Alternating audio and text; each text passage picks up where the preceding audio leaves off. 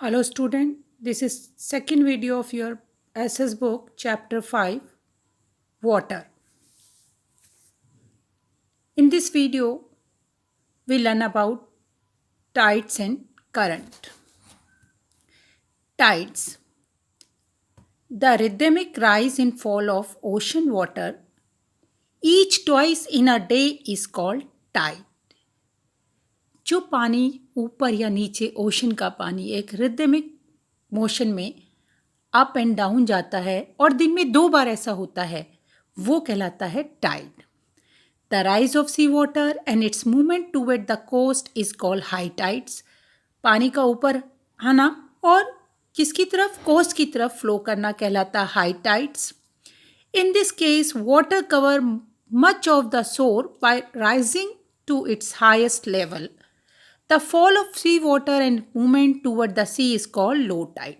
और इसी तरीके से पानी का शोर से वापस सी की तरफ आना कहलाता है low tides. In this case water fall to it lowest level and recedes from the शोर.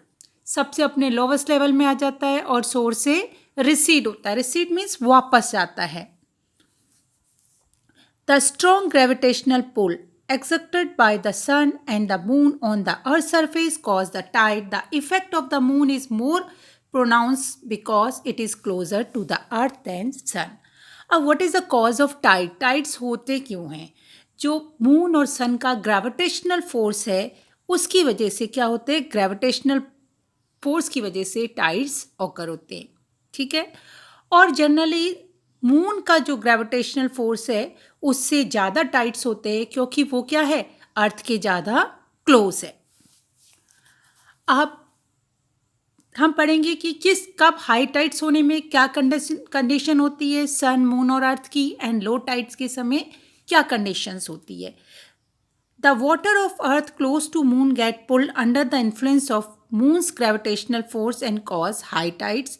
Due to moon's attraction, when high tides occur on one side of the earth, the low tides occur on the opposite sides of earth simultaneously. अब जिस समय क्या होता है, high tides होते हैं जिस समय मून की वजह से एक साइड पे हाई टाइड्स हो रहे होते हैं अर्थ के, तो उसके अपोजिट साइड अर्थ के क्या होते हैं, लो टाइड्स होते हैं. अब इस दिन में 2 बार हाई टाइड्स और लो टाइड्स होते हैं. ठीक है ना. और इस तरीके से देखा जाए तो टोटल जो है 4 बार 24 घंटे में क्या होगा, हाई टाइड्स और लो टाइड्स होते हैं. मतलब therefore 2 tides are experienced twice at every place on the earth water surface within 24 hour. और हर एक प्लेस के अर्थ के हर एक वाटर सरफेस पे 2 टाइड्स जो हैं 24 आवर में होते हैं. जब 2 टाइड्स एक तरफ होते हैं तो अपोजिट 2 टाइड्स दूसरे साइड होते हैं और इस तरीके से कुल टाइड्स हो गए 4. The 2 high tides and 2 low tides in a day thus alternate rise and fall in the level of sea water every 6 hour is called tides. ठीक है. हाई हो रहा है वाटर, लो हो रहा है और अल्टरनेट फॉर्म में एक के बाद एक, और ये कहलाता है टाइड्स. अब टाइड्स कब ज़्यादा होते हैं और कब कम होते हैं. During the full moon and new moon day the sun and the moon and the earth are in same line, thus gravitational pull of the sun and the moon are added to pull water to the highest and so the tides are highest. अब full moon day में और new moon day में, it means अमावस्या और पूर्णिमा के दिन अर्थ, सन और moon तीनों एक लाइन में होते हैं. पोजीशन तीनों की कहीं पे भी हो सकती है, मून सेंटर में होता है या मून साइड में हो, अर्थ सेंटर में हो. दोनों ही कंडीशन में तीनों एक ही लाइन पे होते हैं. तो जब ये तीनों एक लाइन पे होते हैं तो मून और सन का जो ग्रेविटेशनल पुल है उसकी वजह से हाई टाइड्स होते हैं. This tides are called spring tides. और इन टाइड्स को क्या कहते हैं, स्प्रिंग टाइड्स कहते हैं. कौन से टाइड्स को स्प्रिंग टाइड्स कहते हैं, हाईएस्ट टाइड या high tide is called spring tides. कब होते हैं, न्यू मून डे और फुल मून डे में. क्यों, क्योंकि तीनों अर्थ, मून एंड सन एक सेम लाइन में होते हैं, इसलिए ग्रेविटेशनल फोर्स ज़्यादा हो जाता है.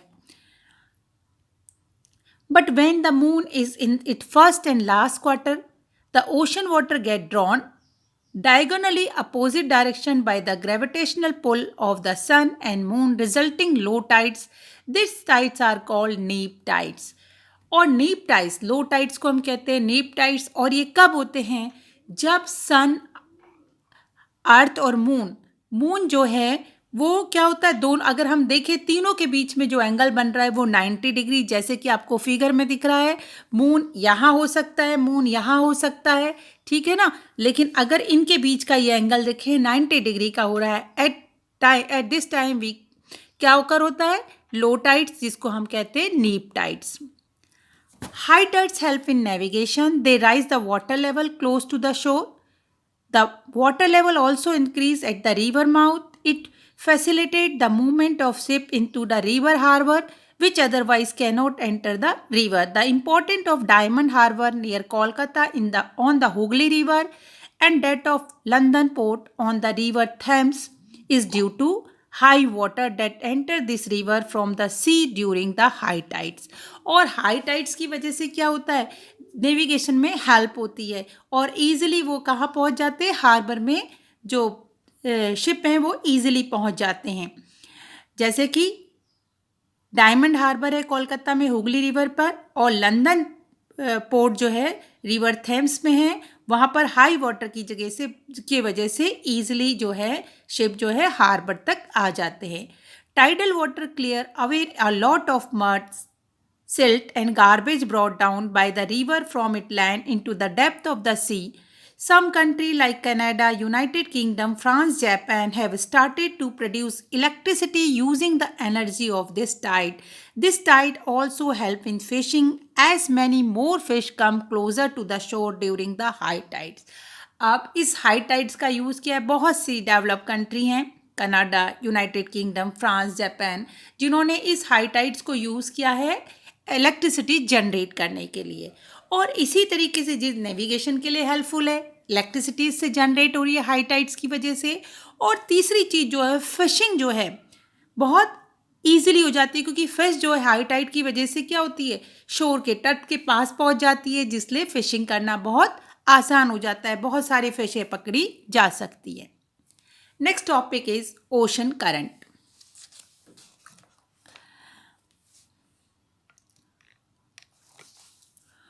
An ocean current is a movement of large body of ocean water in a form of stream flowing constantly on and under the ocean surface in a definite path and definite direction for a long distance.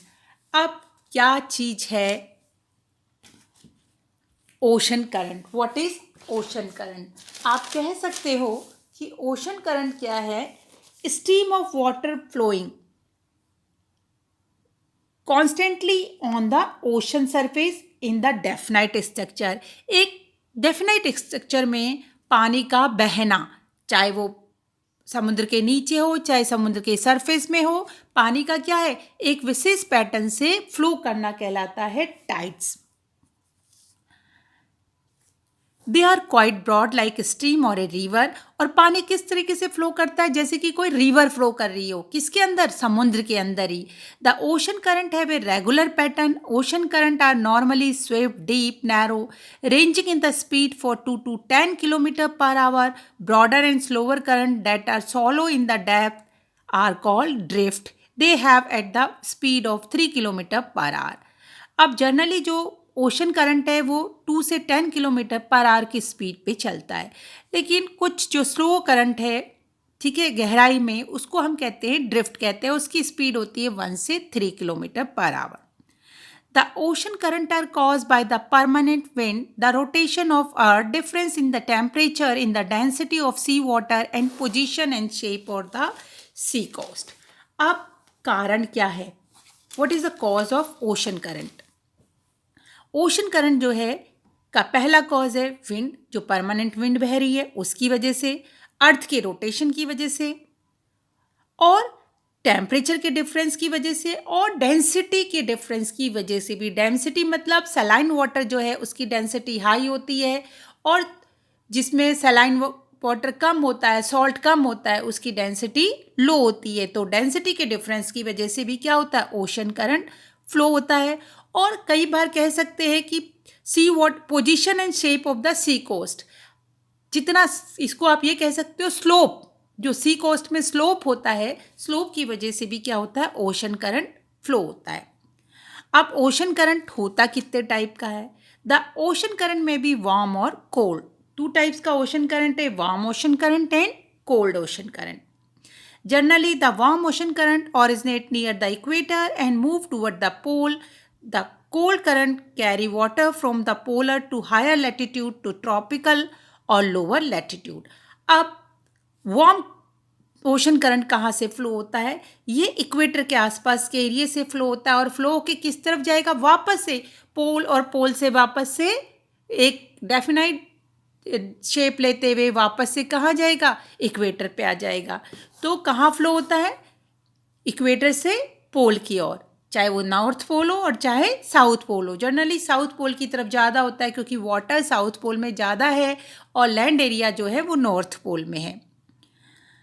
The cold current carry water from polar or higher latitude to tropical of lower latitude. इसी तरीके से जब cold current है वो कहाँ से? पोल से लेकर इक्वेटर की तरफ, या कह सकते हो ट्रॉपिकल रीजन की तरफ, या इक्वेटर पे क्या, पोल पे क्या होता है, हायर लैटिट्यूड होता है 90 डिग्री, तो वहाँ से लेकर वो लोअर लैटिट्यूड इक्वेटर की तरफ फ्लो होता है।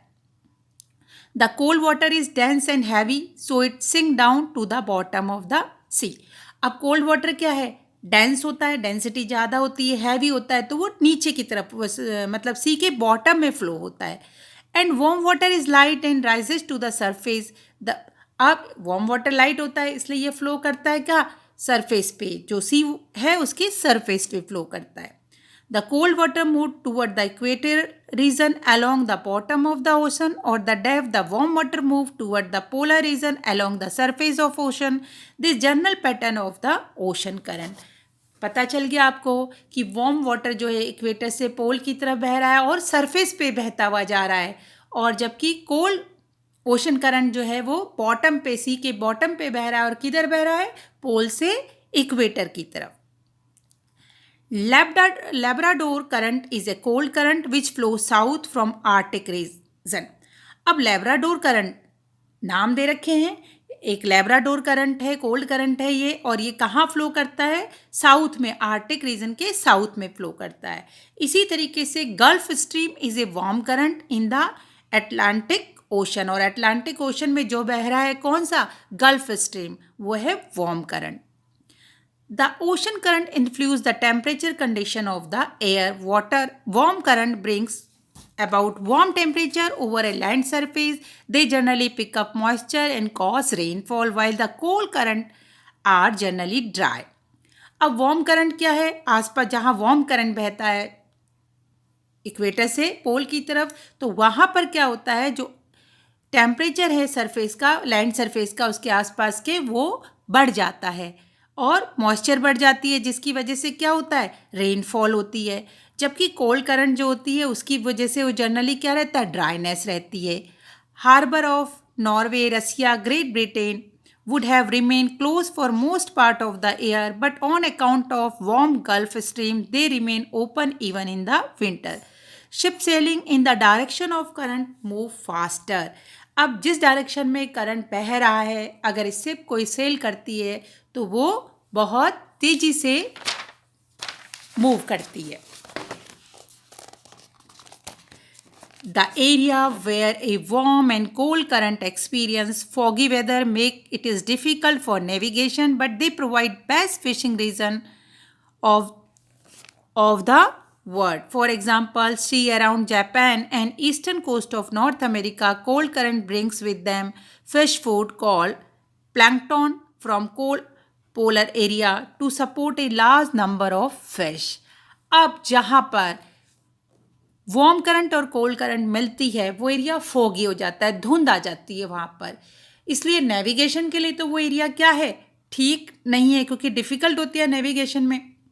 लेकिन फिश के लिए, फिशिंग के लिए वो रीज़न बेस्ट होता है, क्योंकि वहाँ पर क्या होता है? बहुत ज़्यादा फिशेस पाई जाती हैं, क्योंकि बहुत जहाँ पर टेम्परेचर कम है वहाँ से फिशेस उधर आ जाती है नॉर्मल टेम्परेचर के उधर, और जहाँ वार्म होता है वहाँ से भी उधर आ जाती है, तो इस एरिया में बहुत ज़्यादा फिशेस पाई जाती हैं।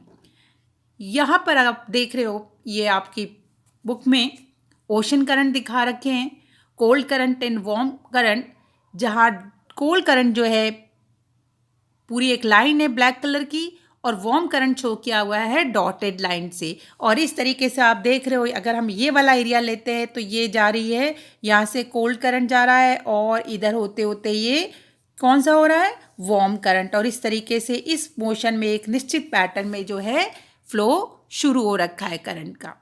तो student, this is the end of this chapter. Take care, good bye, have a nice day.